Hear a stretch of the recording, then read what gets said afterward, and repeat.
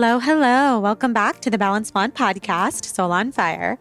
I'm your host, Jordan Younger, and today you've got me for not only a solo episode, but my final solo episode of the year, my final podcast episode of the year, and also the final episode before my maternity leave. So there's a lot going on over here. By the time this episode comes out, which is a couple weeks after I'm recording it, who knows if my baby will be here already, our little boy, or not. It's the mystery of the century. I'm sure every person who has a baby feels that way, unless you have a scheduled induction or something, that it's just this huge mystery here at the end of when will he come.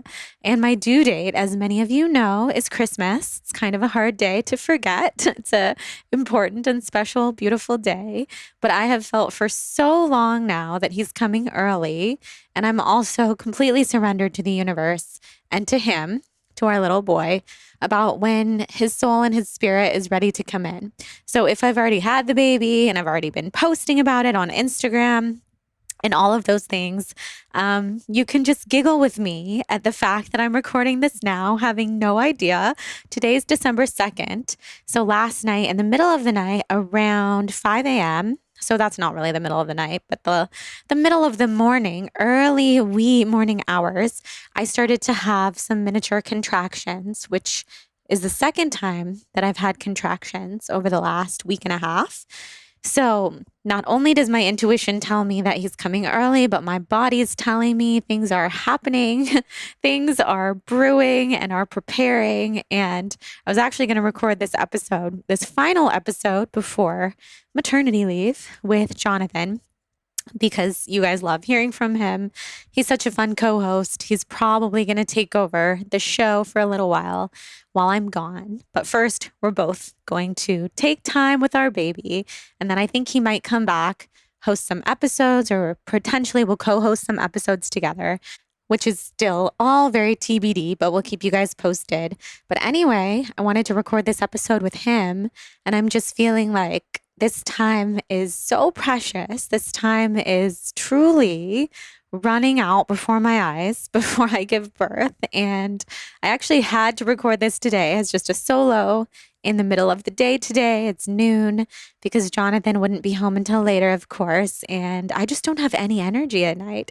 So here we are. It's me. I think it's just supposed to be a solo episode. And we'll be hearing from Jonathan plenty after the baby comes. And I mean, honestly, I just want to thank you guys so much for being here and being a part of this podcast family and community for the last 5 years. Definitely don't want to get too overly sappy about this because you guys know how I am. I have so much love in my heart for all of you guys and for everyone who listens to this podcast and supports. And I can't believe I've been doing this for 5 years. You guys have been here the whole time. The longest I've ever taken time off in the past is when I was really sick with Lyme right before my wedding. And during our honeymoon, I took like 2 months off. And maybe, I don't even know if it was a full 2 months or if it was like 6 weeks, 5 weeks, something like that. So this is a pretty big deal to step away for a little while. It's a big deal for me as a workaholic and somebody who runs my own business. And I know I've gotten a lot of questions on how to be an entrepreneur and take time off because it's not like anybody is paying me to be on maternity leave or anything like that. I wish that would be amazing. So I do want to get into that in this episode. And then also, I just wanted to say, because I'm a workaholic and I care so much about this brand and you guys, it's very, very hard for me to step away.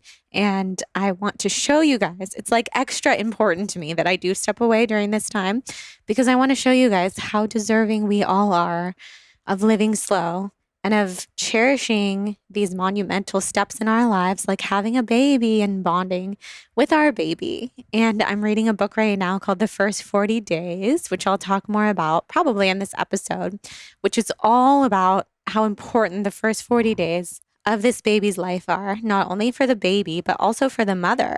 And those 40 days set you up for, basically, in Chinese and Ayurvedic traditions, sets you up for the rest of your life and for middle age and for aging gracefully and beautifully, and also for the fertility of your body for future children and just the health of your body overall. Because basically, the whole idea is that pregnancy is a very yang time. So there's the yin and the yang is full of the heat, and your body is full of heat, and you have all of this blood volume, and your womb is producing so much warmth for this baby. You're full of heat and inflammation and everything that comes along with heat, but mostly it's just so beautiful. You're so beautifully full. And then when you have the baby, in these Chinese and Ayurvedic traditions, they would say you move to the yin, which leaves a lot more space for cold, for wind, for depletion, of course. We are giving all of our nutrients to this birth and labor process and to this baby who's, if we're breastfeeding and we're just giving so much of ourselves, we're not sleeping. And then being in that too cold, too yin, too windy, vata, an Ayurvedic state for too long, they would say could set you up for a lot of what happens after pregnancy for many, many women, which is anxiety, postpartum depression, insomnia, sleepless nights, and then future issues down the line with health. So just a lot of health issues that people probably don't even trace back to giving birth or to how well they took care of themselves after birth, or even what they've had access to take care of themselves after birth. So that's something I do want to talk about in this episode. And I also just want to say, to bring it full circle, that's why I'm taking this downtime and why it's so important to me, because I really want to show you guys and remind you guys we can live differently. We can live against the status quo. We do not have to fall prey to society's standards and expectations and what seems normal. And what is normalcy anyway? We are allowed to take time for ourselves. And I know I always talk about this. I'm not from here. I'm an alien. I'm a reflector. I am basically, not always the best at doing all the human things. So it's extra important for those of us who feel ultra sensitive in the world to take such good, deep care of ourselves and to pave the way to do things differently and to live differently. So if anything, I hope I can be that reminder to you guys. And also, I'm excited for this downtime because I also, like I said, haven't taken time off in so long from the podcast, blog, social media, working with brands, being so on, grabbing my phone first thing in the morning. As much as I don't believe in doing that, I still do it all the time. It still happens. I think this is going to be like a creative break that is going to be so fulfilling to my creative juices and to my flow state and to everything that wants to pour forward creatively from me and the Balanced Blonde here on out. I have so many ideas. I don't even know where to begin. If I get really open in this episode, I'll probably tell you some of the ideas and we'll see what ends up coming to fruition. And before we dive into it, and I'm also going to answer some of your questions that you sent in on Instagram, and I promise this will have somewhat of a nice flow to it, although we're really, really just chit-chatting. And I'm in my bed with Hudson, so you can feel like we're all just hanging out because we are. Before we get into all of it, I want to thank our first sponsor for today's show, a brand that I absolutely love and also a brand that would make an amazing holiday gift. So I'm happy to be talking about it in December. The Art of Tea. Art of Tea is an award-winning organic tea company based in Los Angeles, and they're on a mission to impact as many lives as possible through healthy, delicious, and sustainable brews and blends. The founder and CEO of Art of Tea started the company in 2004 after forming a passion for Ayurveda, something that we're already talking about here in this episode, and alternative medicine. And since then, Art of Tea has become a leading purveyor of organic and specialty teas. They, of course, have a special deal for you with the code BLONDE.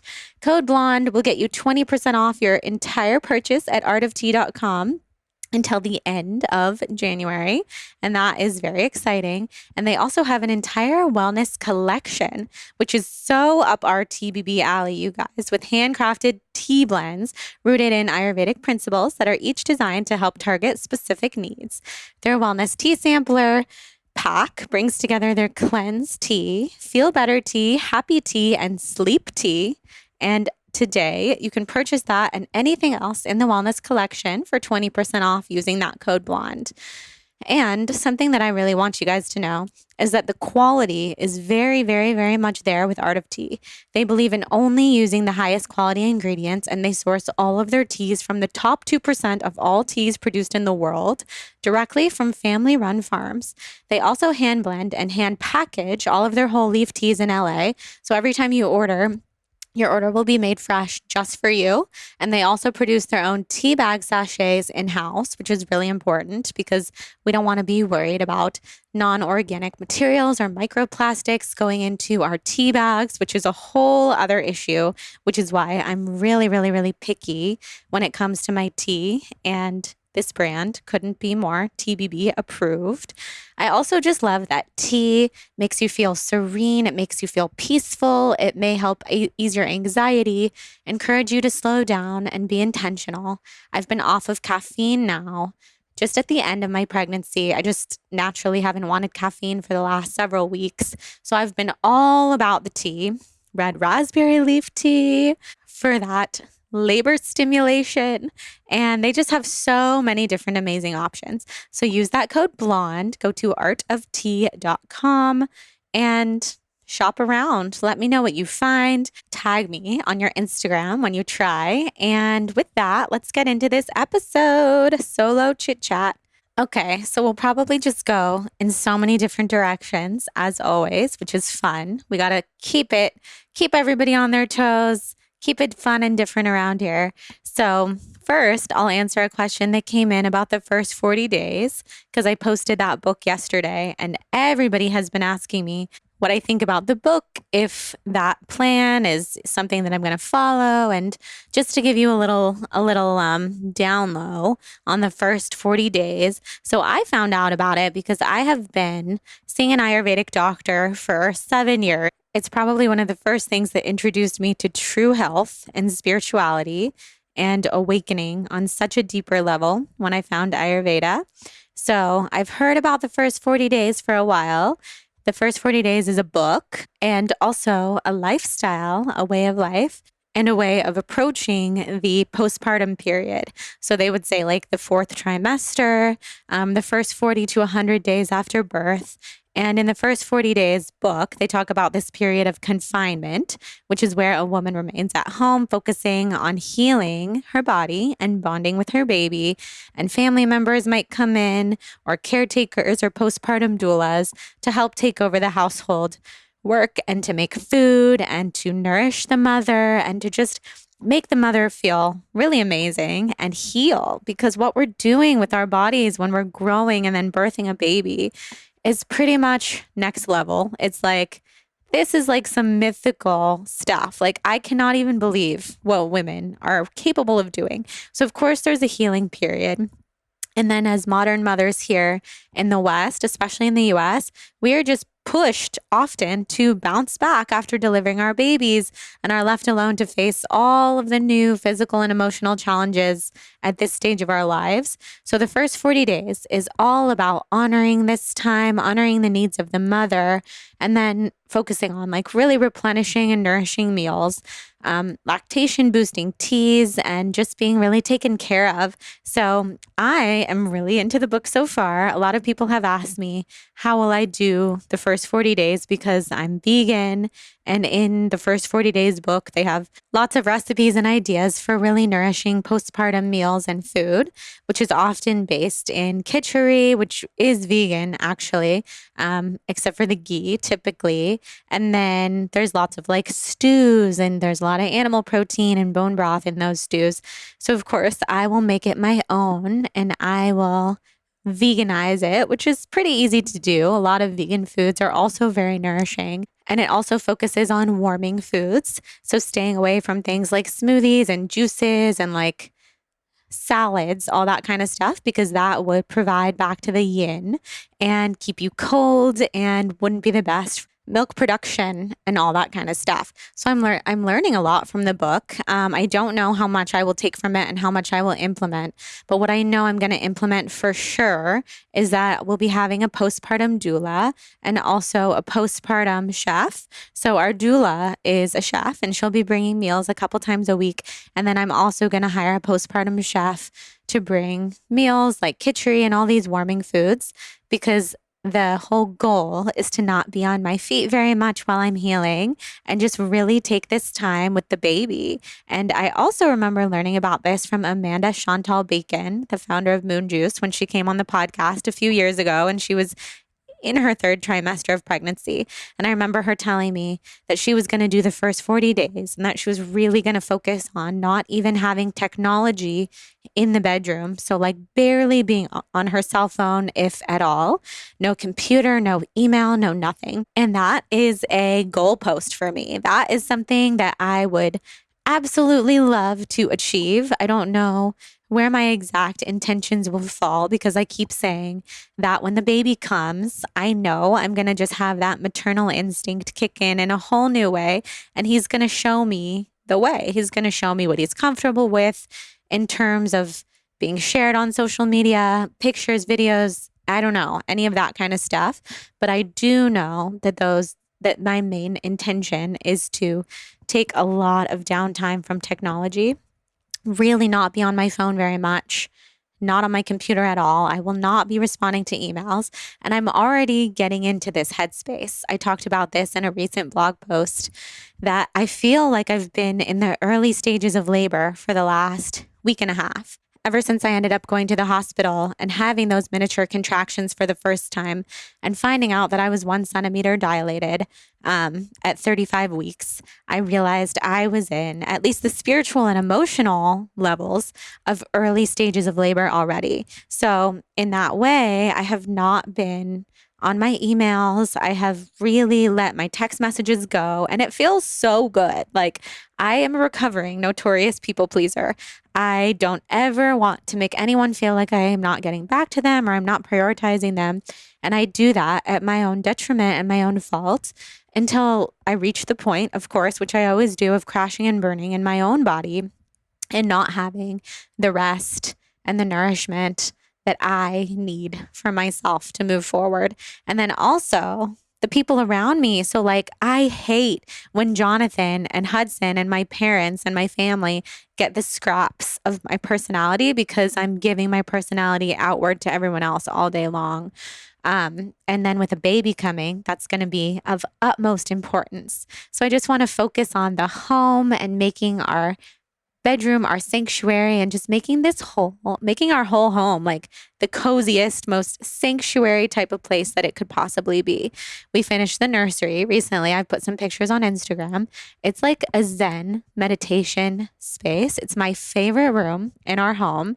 It's so beautiful. Jonathan made it perfect with the curtains and the plants, and we did a celestial theme, of course. So I envision lots of time in there as well. And just like keeping the lights low, keeping our salt rock lamp on, lots of candles, lots of music, and just making it really cozy in here, which is all about upping that oxytocin, which is what brings a baby into the world. And I know that that is what this baby is going to feel comfortable and happy with when he gets here.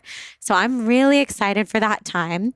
I'll keep you guys more posted on whatever I do with the first 40 days, because I'm still learning a lot about it. But what I'm loving about that book, and of course, this is like not sponsored by the book or the author or anything. I just want to share more with you guys about it. What I'm loving the most about that book is reading about all of these different cultures across the world and how they treat the postpartum period. And yes, it's a little depressing because the United States does not honor this period of life really whatsoever, other than maybe like a week or two after a mother gives birth. But I'm loving reading about cultures really everywhere across the world and all of their ancient traditions. It makes me want to go back and read The Red Tent, which is a book that I read, probably a lot of people read, when I was a teenager, and just get into like the divine feminine of this time and moving from maiden to mother and all of the mystical, mythical elements that are wrapped up in there. It's so spiritual and so beautiful and such an awakening time. I just cannot wait to dive really, really deep into it. And I can really see myself like this whole birth portal is igniting a huge passion for me. And I'm seeing a path forward in some way, working with mothers or working with mothers in this late stage of pregnancy or postpartum period. I don't know if it's like a product or a brand that's trying to channel through me or what. I don't know if I see myself being a doula because I know so many amazing doulas and they're absolutely saints. And the way that they give up their own schedule and they wake up in the middle of the night and they sometimes miss holidays with their families because they're in service to the women giving birth, to their clients giving birth. I think it's so beautiful. And in many ways, I could see myself being a doula maybe in the future. And in many ways, I could also leave that to the doulas who were born to be doulas. But I feel something brewing for the future, working with women in this way. And that's feeling really, really exciting. So I'll move on to another topic. You guys are sending in lots of good questions on Instagram right now. Let's see here. Heather says, do you plan to record the podcast while you're on leave to document birth and after? I don't know yet. I think it could be really, really nice to do a sit down episode with Jonathan and talk about our birth. And I know we'll do that. I just don't know when. Like I said, I'm going to be stepping back from technology, not going to be working for a while. And as fun as the podcast is for me, which is very fun, it's also my work. And so when I'm even going through the act of plugging in the microphones and turning on GarageBand and all of that, I feel, this is my work. So you can imagine what it feels like to dive right back into work after doing something really, really big like giving birth. But maybe we'll be inspired. And I just want to follow the flow and the inspiration of whatever channels through. Something that I know that we're going to be doing also beyond talking about the birth on the podcast when the time is right is YouTube. Jonathan and I are both feeling really inspired to bring our YouTube channel back, something that we were really into for a while at the height of quarantine. And then we kind of walked away from, mostly because the editing process is just not my passion. But he wants to learn how to edit. And we really want to bring our YouTube back and our vlogging and think about doing some sort of like family vlog. And we would really, really like to do a birth vlog. So we're definitely going to capture the content for you guys and for us, because we're going to want to look back on this like the most special type of home video that there could ever be. And we will definitely be doing that. But to answer your question about the podcast, yes, we will. I think my first episode back, even if it's just like a random episode in the middle of January or February before I really come back to the podcast, it will be a birth story with Jonathan. Our baby boy will be in the background. It'll be really, really special. I just don't know when that will be, but I'm excited. Okay, someone asked, what is your and Jonathan's love languages? So we are so into the love language book. Jonathan likes to joke that I introduced him to the love language book probably on like our second or third week of dating, which is a bold move because, it's like, hey, we're very serious. We should learn each other's love languages. But that's how much that book is important to me. And I highly recommend it to any and all couples. So my biggest love languages, because basically they say you have a primary love language and then like a secondary one. My primary one is words of affirmation. And then my secondary one is definitely quality time. And Jonathan gives love in many ways by acts of service. And that's not really one of my love languages, but I still love that he does it.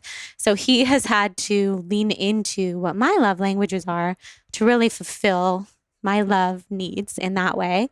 But he's hugely amazing at words of affirmation. He writes me poems and letters every morning. And I'm just a word person. I'm such a words person. So those letters and those poems and just nice things that he says to me throughout the day, that sustains me. That is 100% my love language. And then lots of quality time, which is why I love traveling together. I love doing anything together. We had dinner at Erewhon last night, which is a grocery store, and that fills me up. Like quality time is everything to me.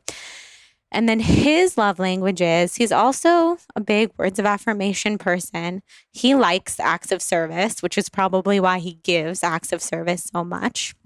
We often give in our own love language because that's what we envision, the other person is going to love as well. And oftentimes it's not really true. That's why the book is so important. But he loves when I do acts of service, which it doesn't come as naturally to me, like around the house. So if he comes home and I have pristinely cleaned our entire kitchen, just because, not because he asked me to, or not because I made a mess in there, but just made it perfect and organized it and maybe organized one of our closets, that would fill him up more than you guys would ever know. So I try to do that kind of thing way more often than not, especially because it's not 100% in my nature to be that way. I just wasn't born that way. So I try to do a lot of acts of service for him. He's also a physical touch person. And I would go so far as to say he also absolutely loves words of affirmation. And then the other one, I think the only one that I haven't mentioned yet, is the giving and receiving gifts. And I don't think that that's really high on either one of our list, but we still do it. I love to receive gifts from him and give him gifts, and that's just not like the highest on our list. A funny story about love languages is that I've been trying to teach them to my mom and dad. Well, my mom totally gets it. My mom and I are trying to teach it to my dad. And he's so much, every time I tell him all of the different 5, he's always like, I'm all of them. I like all of those things. I do all of those things. And I think that that's how we all feel when we read the 5 love languages, which are words of affirmation, quality time, acts of service, giving and receiving gifts, and physical touch. And of course, it's important to have all 5 of those things in your romantic relationship. But one of them and then a secondary one are always going to be the most important. So we've really had to get it through my dad's head about that. And he's like, acts of service. And we're like, no, that's how you give love. But your wife, aka my mom, she wants to receive love in more of a words of affirmation kind of way, just like me.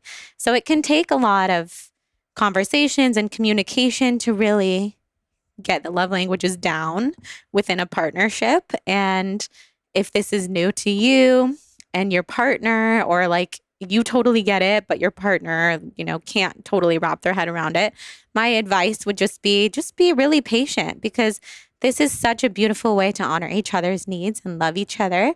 And it doesn't come super naturally to everyone at first, but just knowing and honoring those things about each other is really, really beautiful. So let's get to another question. Everybody always asks me about coffee enemas, probably because I'm the coffee enema queen. I love coffee enemas. It goes all the way back to my original days of Ayurveda, like I was talking about in the beginning of the episode. And coffee enemas, you guys, they get such a bad reputation. The funny thing is, I didn't even know about this. I live in such a health and wellness bubble, and I'm surrounded by so many cool Ayurvedic practitioners and colonic hydrotherapists and people who are on the cutting edge of all this kind of healing, even though this healing is completely ancient. So to say cutting edge would be just like going back to ancient times. I did a coffee enema TikTok that talks all about just kind of breaking down how to do a coffee enema in the 1-minute TikTok period. And it went kind of viral, and I got so much hate on that TikTok because natural wellness and natural healing is really shocking and triggering to people who are not used to hearing about it. So I was shocked because I thought this was like such a wholesome healing video about coffee enemas that was just really simple and easy to make that morning. And people were freaking out. How dare you recommend coffee enemas? It was actually kind of funny when I look back on it. TikTok is the Wild West, just like so much of the internet is. But I would say if you're interested in learning more about coffee enemas, then I would recommend typing in the Balanced Blonde coffee enemas on Google, which will bring you to my coffee enema blog post, which breaks it all down. And if you have TikTok, you can look for that TikTok, but the blog post really names it all. And I really miss coffee enemas because I haven't done a single one in pregnancy. Just instinctually and intuitively, it hasn't felt like the right time to do a coffee enema detox while I'm pregnant, which would probably be my recommendation to pregnant women in general. But of course, we're all different. So I'm eager to get back into those. And what I love about them the most is just how much they help to detox the liver, to really detox the colon and pull out a lot of bile and heavy metals and things that we do not want in our system. So if you have parasites or mold issues, or if you're healing from Lyme disease, these are all the different kinds of people that I would recommend dive into learning more about coffee enemas. You can also do them with a practitioner. You don't have to do them at home. I do them on my own kitchen floor because I have been doing them for so many years. And it's also a thing that you don't want to overdo. And if I learned anything from people blowing up at me about coffee enemas on TikTok, it would be to just reiterate the fact that no need to overdo the coffee enema life, but of course, do what works for you. When I was studying the Gerson therapy, which is healing for cancer and can also be healing for other things like Lyme disease, mold illness, etc., there are a lot of coffee enemas done in the day in the Gerson therapy, like upwards of 6 to 8 or more. But what you're also doing at the same time is replenishing your body, replenishing your hydration, drinking tons of fresh juices, tons of water, tons of healing, nourishing foods for the gut, and you're resting a lot, and you're under the supervision of a doctor. So it really spans. It depends, again, on what your symptoms are, what your ailments are, how sick you are, how healthy you are, to decide what the proper coffee enema schedule would be like for you. But in the blog post, I also have the tools that you need, the equipment, the brands that I like to make it really easy for you. And I love, like, my favorite thing is going on Instagram, and at least once a week I have a message from someone. I'm about to do a coffee enema. I'm so nervous. Like, what are your tips? And I love it because I love that people associate me with coffee enemas because I've been talking about them for so long. And I also love that this healing is getting more normalized and is getting more spread far and wide, because alternative healing methods are where it's at. That's what I believe. Okay, the Britt Olson, beautiful girl, who's been in our community for a long time, says, what's your intention as you step into motherhood? I have so many intentions. I love this question. I think my main intention is to really shift my life into a whole new state of being. I have been just this, I don't want to say single person because I'm married and I have my little family with Jonathan and Huddy. But aside from that, I have been just this singular person for so long, this maiden. As I was saying earlier, the transition from maiden to mother is so beautiful. And I've been able to fly by the seat of my pants. I've been able to basically do whatever I want.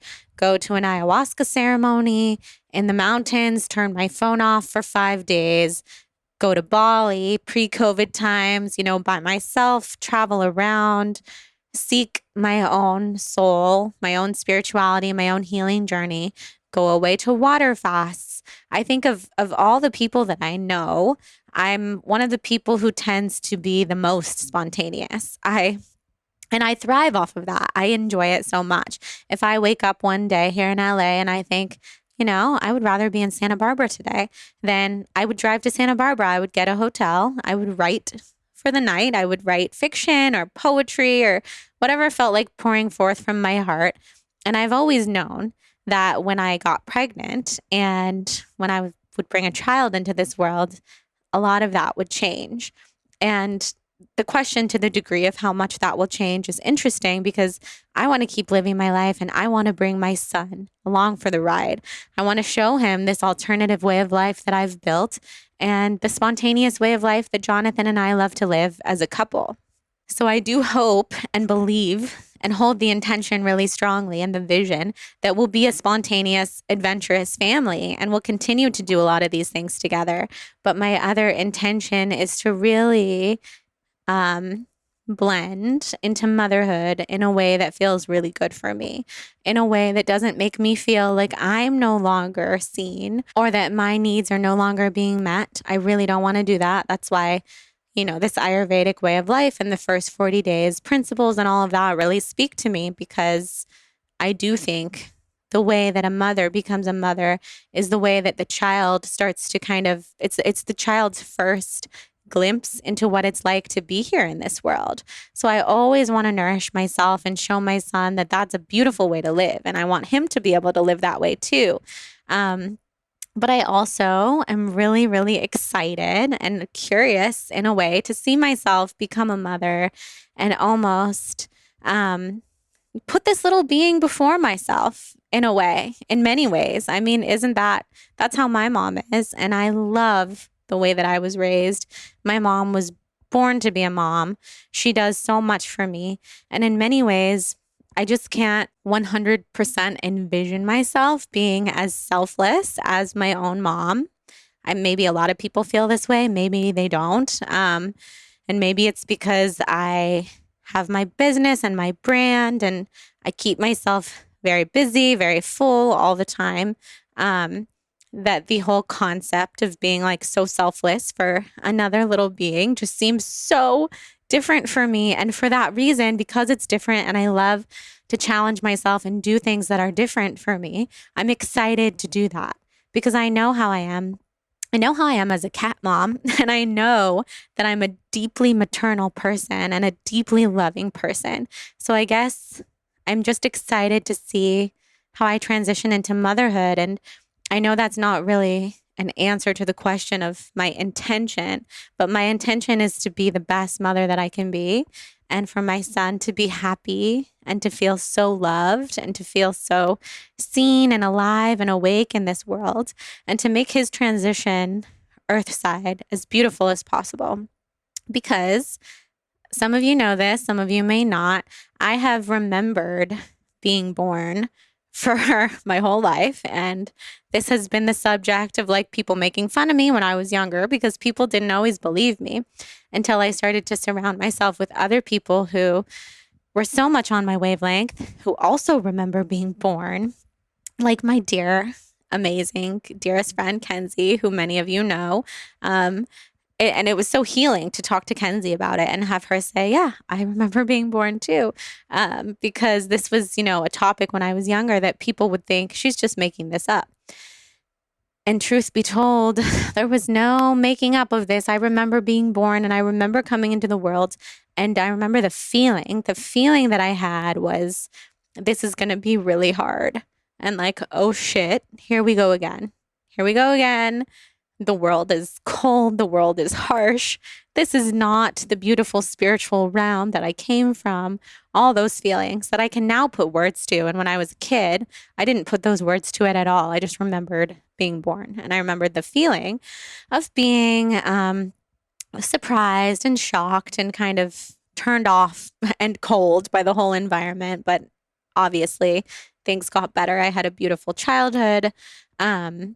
I want to make that transition for my son as seamless and as beautiful as possible. So maybe that's my top answer to this question is to, my intention is to be a vessel and a home and a soul family for my son who sees him for who he really is deep in his soul and his core, which I'm really, really excited about, so that if he remembers being born and remembers these first days of his life, which I'm sure he will because he's such a little cosmic starseed inside of me, I already feel that, then that would be my goal. Just like make this life thing really fun. And Jonathan always reminds me, I love this about Jonathan, that like things are not so serious and can't we just laugh sometimes about our circumstances and where we are and who we are and all the things. And I love that. So I want to bring humor and fun into my son's life. And also just watching Jonathan become a dad is going to be so beautiful. I feel like I'm going to learn so much from him. He's very much a natural. So I'm excited. I don't know if that answers your question in a linear way, but it was a really, really fun one for me to think about and to answer. Before we dive into some more questions and then wrap it up a little bit, I want to thank our second sponsor for today's show, Olipop.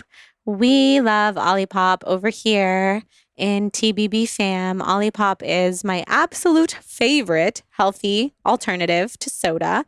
I've never liked soda, but one thing that I always did like when I was younger was root beer. I know they're root beer soda, but I liked root beer floats. I was all about the root beer floats. They were like my favorite thing in the entire world. And I still really like them. I just haven't had one in so long, except for Olipop. So first, you should know that you can get an amazing deal on Olipop when you go to drinkolipop.com/blonde, BLONDE. And I love being able to offer you guys that.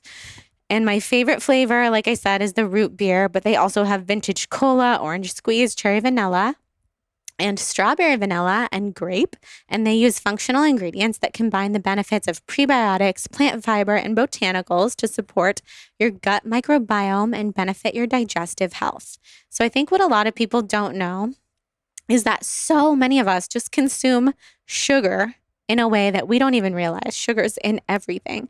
We obviously know, in this community at least, that sugar is in soda, tons of sugar, but sugar is also in everything. So the reason that I love Olipop so much is that it's so low in sugars. There's no added sugars at all. They only have 2 to 5 grams and they come from natural sources. So if you compare that to like a regular Coca-Cola, which has 40 grams of sugar, you can see why it's such a better alternative in every way. All of their products are non-GMO, vegan, paleo, and keto-friendly with less than 8 grams net carbs per can. And they are so confident that you will love their products that they offer a 100% money-back guarantee for all orders placed through their website. I also love, like I said, that there's fiber and prebiotics, so it's a gut-healthy alternative to soda. Would make a really good gift for people that you love for the holiday season, or perhaps just to have on tap at your holiday party for all of those fellow people like me who don't drink alcohol. This is such a good time of year to buy Olipop. So we have worked out an exclusive deal for our TBB listeners. Receive 20% off plus free shipping on their best-selling variety pack. This is a great way to try all of their flavors. Go to drinkolipop.com/blonde or use the code blonde at checkout to claim this deal. That's drinkolipop.com/blonde. This discount is only valid for their variety pack. You can also shop them in stores, Whole Foods, Sprouts, Kroger, Wegmans, and Erewhon. So with that, let's get into a few more questions. I love reading the questions that you guys sent in. Everybody wants to know, what are your guesses on baby's due date or a baby's birth date? And I'm hesitant to say because, again, I don't know if by the time this episode comes out, he'll be born or not. But I was kind of feeling the 7th. I've been feeling the 7th. I love 201. Obviously, you guys know that's my lucky number. So anything that's like 12/10, 21, 12/20, 21, 12/21, 21. Today that I'm recording this is December 2nd. And because I had contractions all night last night, I thought maybe he would be a 12/02/21 baby, which is so 201. And also, Jonathan and I keep feeling like he's just going to surprise us. It's a tough call. My friend Claire, one of my best friends from college, she was born on September 13th, and she's feeling like our baby's going to be born on December 13th and have that 13th energy. I've also thought the 18th, which is the same birthday as a couple people who are really important in my life. And other than that, I've now named so many dates that I just have to leave it up to the mystery of the universe. And it's so beautiful and so exciting. Oh, you guys, I just paused it because Jonathan just walked in the middle of the day. I'm shocked. Hi, this was going to be our episode, and now it's a solo episode. What's up, peeps? Give everybody some words of wisdom. Words of wisdom. I just walked in. I know. I'm putting you on the spot. Words of wisdom about what? Life. Life? Just life words of wisdom? This is Jordan for you guys, by the way. I just literally walked into grab some shoes for my workout, and she just says, like, I'm recording a podcast, and what are some words of wisdom about life? I would say this: if being hard on yourself got you where you wanted to be, you would be there by now. So ease up a little bit. That's beautiful. And also, what's your love language? I was answering questions about love languages. All of them. Mwah. I knew you were going to say that. Yeah. But I think you are an acts of service person. Probably. You guys, he's already walking out of the room, so you can't even hear him anymore. Hudson will keep me company. It's fine. I love you, Beba. He's so cute, you guys. He's the best. Okay, let's see here. Thoughts on food combining?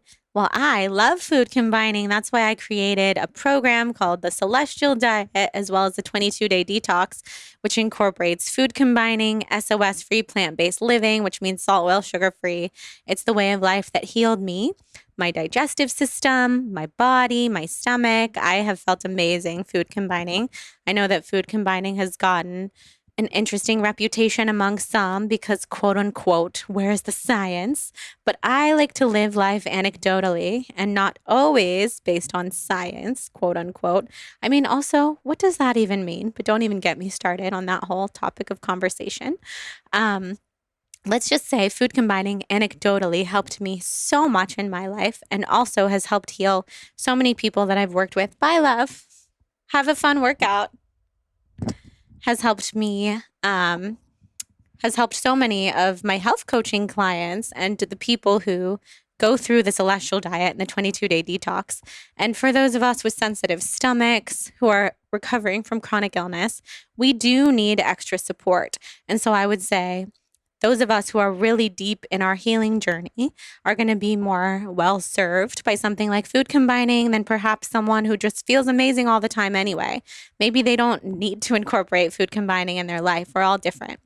But what I love about the principles of food combining is that you have so much food freedom. You're just eating different foods at different times. And if you also want to think of it in the way of food combining, just really means eat simple foods. Don't pack in a million different types of foods on one plate. That's always going to be hard to digest. I think even science would tell you that. Science, quote unquote. And I have really, really loved following food combining in my life. Now that I've been pregnant for 9.5 months, practically 10 months by the time this episode comes out. Have I been practicing food combining during my pregnancy? No. And I had a really nice conversation on the podcast earlier this summer with Kimberly Snyder about this, who's a celebrity plant-based nutritionist and one of my dear friends. And she said, no, pregnancy is not the time for food combining. Just eat what you can get down, eat what you can keep down. Honestly, you guys, I've been so nauseous even in the third trimester, which I don't know how common that is to be nauseous in the third trimester. I am lucky to eat, let alone, worry about things like food combining. But yes, I've been plant-based in my pregnancy. It has felt amazing. A lot of people asking about salt, oil, sugar-free living here. I would recommend going to my blog, typing in salt, oil, sugar-free on the Balanced Blonde. You can learn all about it there. And doing the Celestial Diet or the 22-day detox. And just a fun little tidbit for you guys. I had the code BLONDE20 live for a 20% discount during Black Friday and Cyber Monday on everything in my digital store. So all my programs, all my plant-based eating, recipe ebooks, all of that. And I just never deactivated the code because I've barely been on my computer. And I kind of like to see if people still trickle in with the code. I've done that like a couple times before. So potentially it'll still be live and you could try using Blonde20. Just for our podcast fam here, if you're listening really carefully, if you're interested in SOS free living and the Celestial Diet. Okay, everyone has been asking good pregnancy books. I have not read that many pregnancy books, you guys. And I think the reason is because I've been so committed to doing things intuitively that every time I start reading a pregnancy book, I'm just like, nope, I don't want to get really stuck on what somebody else is telling me about pregnancy and diet and nutrition while pregnant and all of that, because it's all so personal. It's all such an intimate, intuitive experience. So I'm not saying don't read pregnancy books. I'll tell you the ones that I do really like. I've been loving The First 40 Days, like I was talking about earlier in the episode. The doula Lori Bregman has written some really good pregnancy books. She has one called The Mindful Mama, or The Mindful Mama to Be. And that one has been really nice. My friend who just had a baby gave me that book when I first got pregnant, and I've really enjoyed reading that. This book is not a pregnancy book, but I've been reading the book, The Conscious Parent, and I also listened to the author of that book on Oprah's podcast and was totally blown away. The Conscious Parent is by Shefali Sawberry. I hope I'm saying that right. And I think that's such a beautiful book, just talking about raising kids consciously and in a gentle way, and how wise our children are and how much we have to learn from our children, and basically just not being those parents with a stick up our butt who think that we know best, who are stuck in the past or stuck in the way that we were raised. Like, it's really about coming up and out of those circumstances of however we were raised and committing to doing things differently. So I really love that. Aina Mae, wait, am I saying this right? I have read so many books. Yeah, Aina Mae Gaskin. She was like one of the original American midwives. She's been described as the mother of authentic midwifery. Yes, midwifery is a word. Jonathan loves that word. You'd think it would be midwifery, but it's midwifery. And she developed this place called The Farm in the 1970s, where she started doing midwifery and doing these natural births. And she really like brought childbirth back to a natural state of living in America. So I think that that's really, really cool. And I have loved her book, Aina Mae's Guide to Childbirth. She has a bunch of different books. And although my birth plan is not, I don't know how to put this. It's not 100% natural because of the health history that I've had. I'm hoping to have as natural of a birth as possible. And I've learned a lot from those books from her. So those are some favorites. Let's see. Gentle Birth, Gentle Parenting is a really good book that was recommended by my doula, Patty. And by the way, I really want to have Patty, my amazing doula, on the podcast after I come back from my hiatus. I wanted to have her on before, but it's been such a wild time. I think having her on after will be amazing. And then we can talk all about the birth as well. Okay, Lizzie Corey says, experiences with astral projection. So, oh my gosh, who saw that show? What was that show called? Behind Her Eyes on Netflix about astral projection. That was so wild. And I was so happy to see astral projection talked about in like a mainstream TV show. But I also think it was shown in such a scary light, such a terrifying light. I don't know how I feel about that overall. But I do a lot of astral projection just from the comfort of my own bed while I'm sleeping. And I have really, really strong energetic boundaries. And if I didn't have really strong energetic boundaries, I would recommend learning more about setting your boundaries with spirits and the spiritual realm before you start trying to do something like astral project. Although a lot of us, we just astral project without even realizing it. And I know I've been told that my baby will be doing a lot of astral projecting because they're already coming from this beautiful spiritual realm.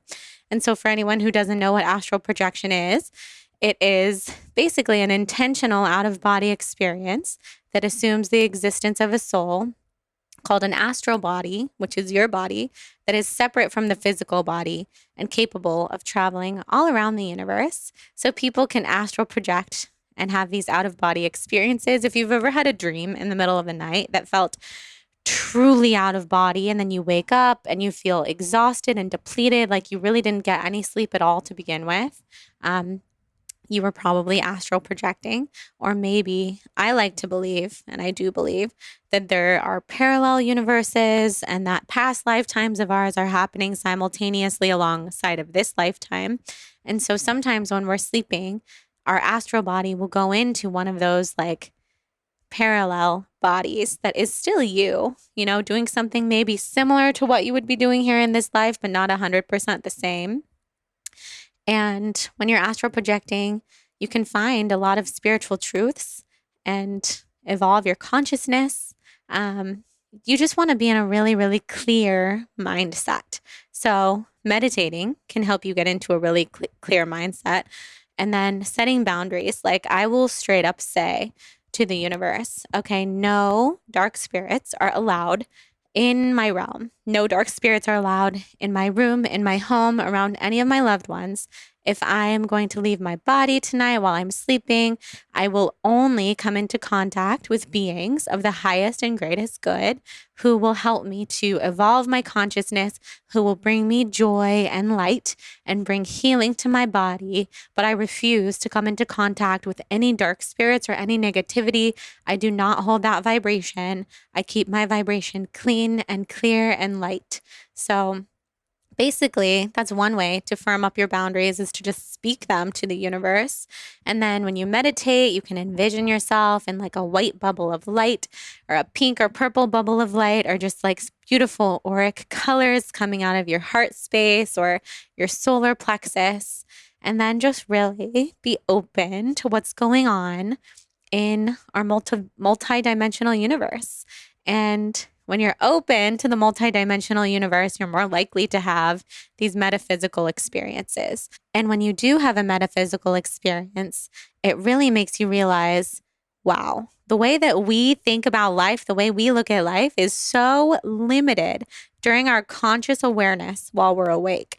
So understanding that there is a beautiful multidimensional universe out there, whatever that means to you, if that means your higher self or your ancestors in heaven, or more like parallel universes or star seeds, Pleiadians, whatever it is that your belief really, really aligns with, just know that you have so much power in your body to connect with those other realms, with those other versions of you, with your ancestors, with your loved ones who have passed on.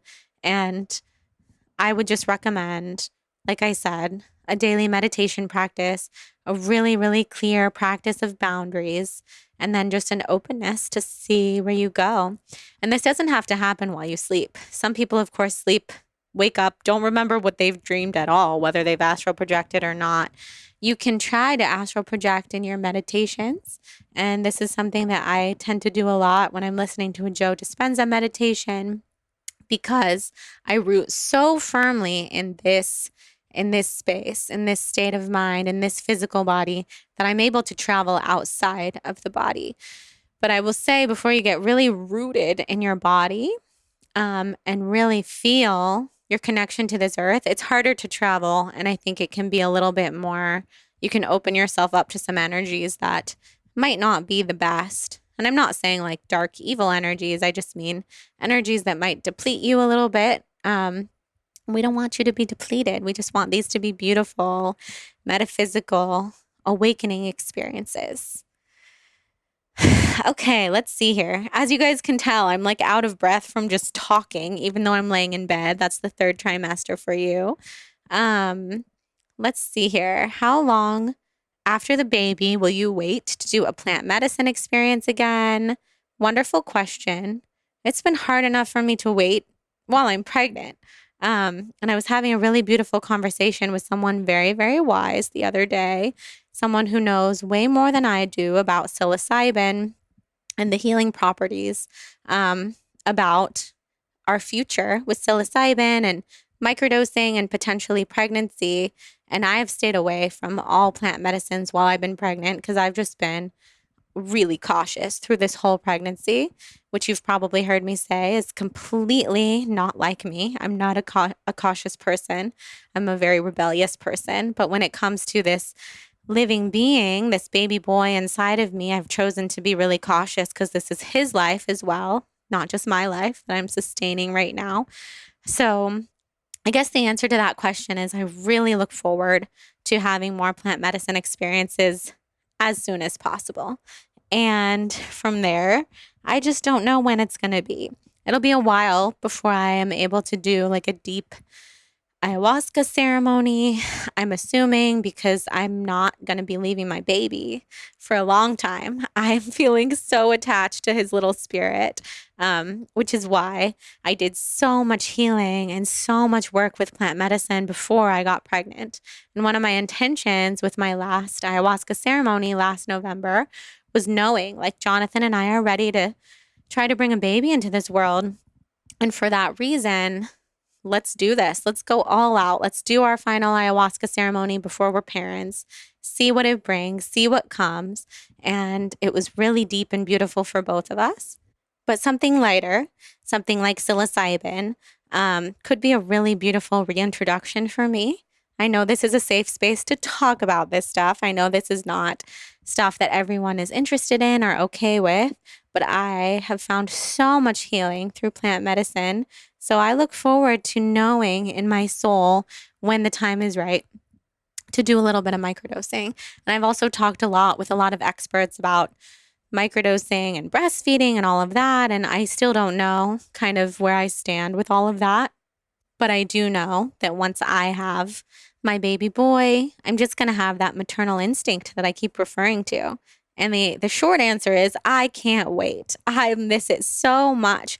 Also, I have some friends who have really had their postpartum depression really, really, really helped and healed and enhanced by microdosing psilocybin. So I'm super open. And I can't even believe that in just a few short weeks or days or whatever it may be, I will be the only person in my body again. It's wild. The last 10 months having myself and my son in my body to think about. And of course, breastfeeding is like, he's still going to be in my aura. He's still going to be feeling so much of what I feel, ingesting so much of what I ingest. So again, I'm sure I will approach it cautiously and do all of the research, and then we'll see what happens from there. I'm sure I will keep you guys very updated if it feels right. I mean, I want to keep you guys updated. There are other people out there who are not as understanding, so we'll see. Okay. Wow. I'll do a final question right now. What am I looking the most forward to in the next few months? The thing I'm looking the most forward to is looking my son in the eyes, wrapping him up in my arms, and having that first skin to skin moment, seeing what he looks like, making sure, well, I was going to say making sure he's healthy. That is not, I know he's healthy. Locking eyes, just having that moment. It's going to be so beautiful. I'm so excited. I'm filled with so much joy. I feel like I'm in this vortex right now that just barely, barely even feels real because it's so wild, unusual, something I've never experienced before. This final stages of pregnancy about to bring life into this world.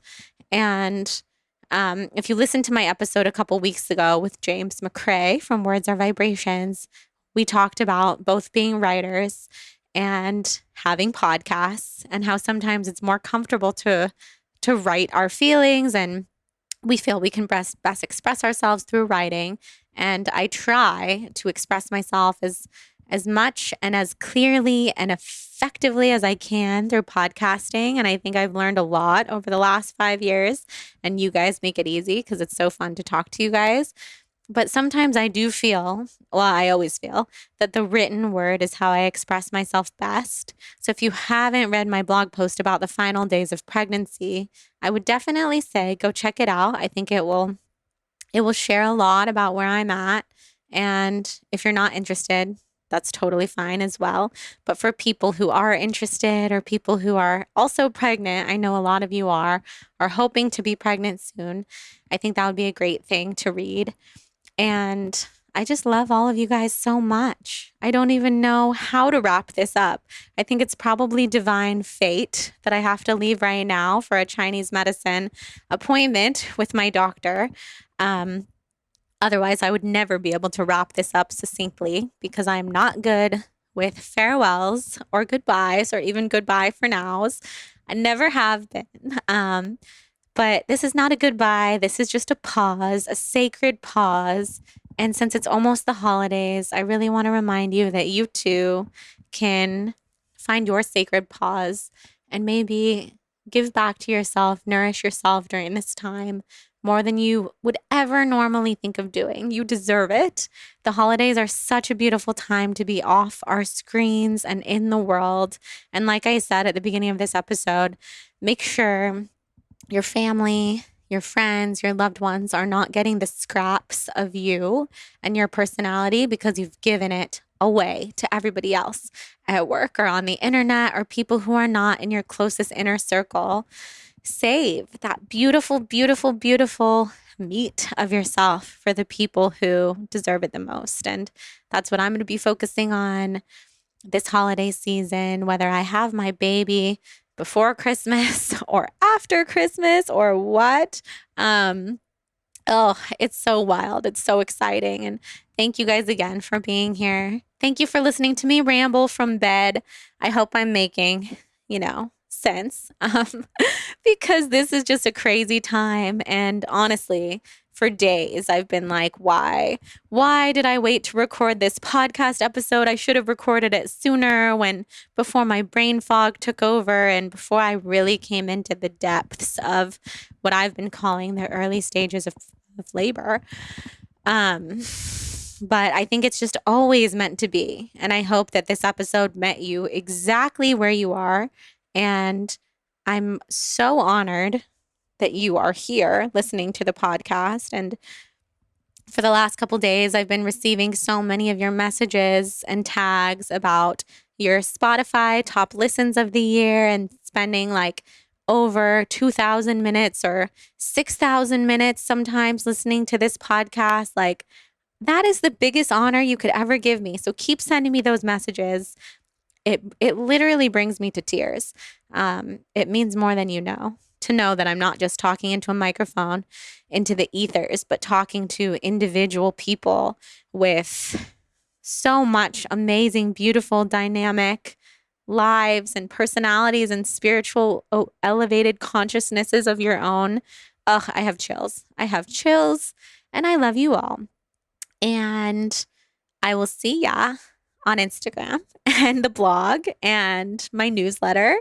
Stay up to date there. And also I'll see you when I'm back to the podcast. And I don't know what that's going to look like. Like I said, the maternity leave is something that's a mystery to me. I'm leaving it really open. I don't want to have a lot of rules around it because I do not thrive off of rules. So if I told myself I wasn't allowed to do this, or this until April, that would not feel so good to me. I'm leaving it open. I do think Jonathan's going to take over for a while, but I don't know what that's going to look like. You guys can stay super tuned about that. And please, give him all the love if and when he does. And maybe we'll co-host together, or maybe I'll pop back on in a month or two to give some updates, talk about the birth story. Or maybe I'll just be like, you know what? I had a baby and I love my podcast and I'm ready to get back to it sooner than I thought. So I'm really open to all the outcomes. But again, also here to show you guys that taking time off is deserved and we are so fucking worthy. That's how I'm going to wrap this up. We are so fucking worthy. You're so worthy of time to yourself. Take care of yourself, all the things. Now, I will literally peel myself out of bed to go to my doctor's appointment so that I'm not more than 10 minutes late. I'm probably going to be like 9 minutes late. I love you guys so much. If you feel inspired to rate and review the podcast on iTunes, send a screenshot to Jane at thebalancedwand.com. That's JANE at thebalancedwand.com. She's my assistant. Since I won't be on my email, Jane will send you the free yoga ebook to thank you for rating and reviewing the podcast. And she'll send you a little note from me that I've pre-typed out to thank you for reviewing the podcast.